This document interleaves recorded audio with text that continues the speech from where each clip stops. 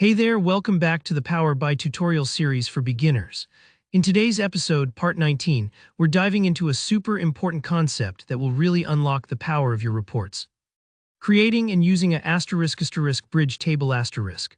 By the end of this video, you'll not only understand what a bridge table is, but also how and why to set one up in Power by using DAX.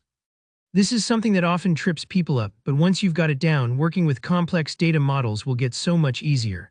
Let's get started. First off, let's take a quick look at what sort of problem a bridge table helps us solve. Imagine you have a sales table that tracks every product sale, something like this. Each row has a sales ID, product ID, quantity sold, and sales amount. For instance, sales ID 1 sold 2 units of product ID 101 for a total of $1,200.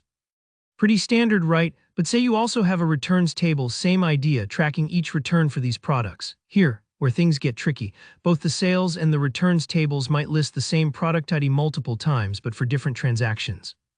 Now, if you try to connect sales and returns directly in Power BI, they'll have a many-to-many relationship. That's like saying, hey, this product appears lots of times over here and lots of times over there, just figure it out. Power BI doesn't love that.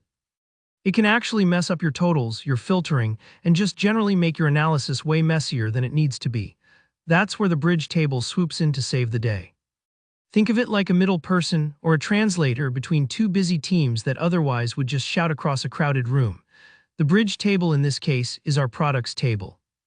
It contains just one row for each unique product ID, maybe with the product's name and any other details you like. So how do we set this up? Here, how you do it step by step in Power BI. First, we need to create that products table. This is a quick demo, so I'll show you the basic way to do it. Go to the Modeling tab, then click New Table, here, where you'll write a DAX formula that will pull out just the distinct product IDs from your sales data or combine multiple sources if needed. I won't type out a formula live in this video, but I've put a sample DAX expression down in the description, so you can copy, paste, and tweak it to fit your own tables. Take your time and don't worry if you're new to DAX, this bit can take a few tries to get right. Once you've created your product's bridge table, it's time to connect everything.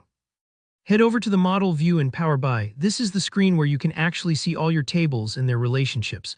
Find sales and products. Then drag from Sales Product ID to Products Product ID.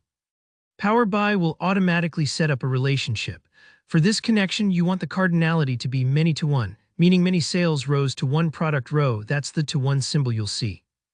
Also, set the cross-filter direction to both.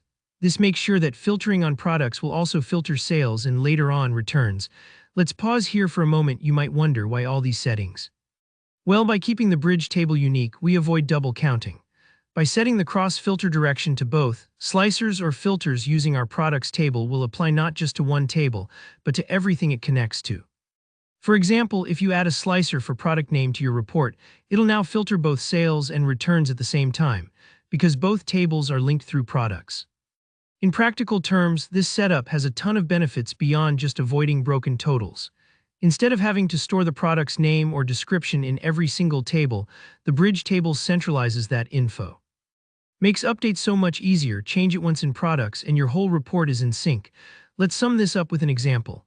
Imagine your boss wants to slice your entire sales dashboard by product, total sales, total returns, maybe even a net sales calculation. With the bridge table in place, all those numbers update instantly and accurately whenever they pick a product. Without the bridge, Power BI can get confused and your numbers might be way off. So setting up your bridge table is not just nice to have.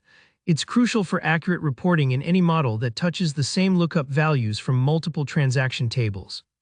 Alright, that's it for today's walkthrough on using bridge tables in Power BI. If you found this video useful, go ahead and give it a like. It really helps out the channel. If you've got any questions or got stuck along the way, leave a comment below and I'll do my best to help you out. And don't forget to hit subscribe if you want more practical Power BI tips just like this. See you in the next tutorial.